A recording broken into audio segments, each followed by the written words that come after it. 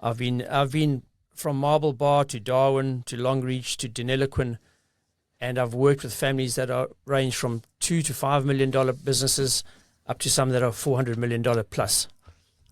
The interesting thing is they all share, without exception, the same challenges. And most often than not, they pick up the phone or the email and I get a question, can you help us about the succession planning of the family business or the family itself?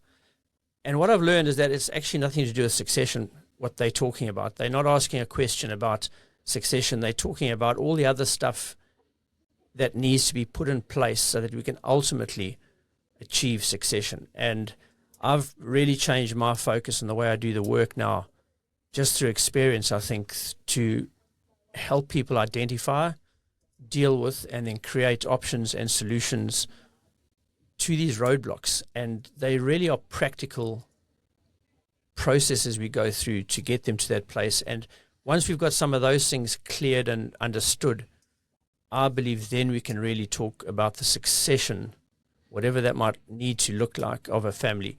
We're trying to do it the other way around, and I think I walk into that many meetings around the country where they've been given the leather-bound folder by professionals and told to follow these steps, and succession, particularly of the asset, will take place in a certain fashion. And almost without exception, that just is a trail of destruction that it leaves, and the families then want some help with the communication and the interpersonal stuff, and that's where I think we should be talking.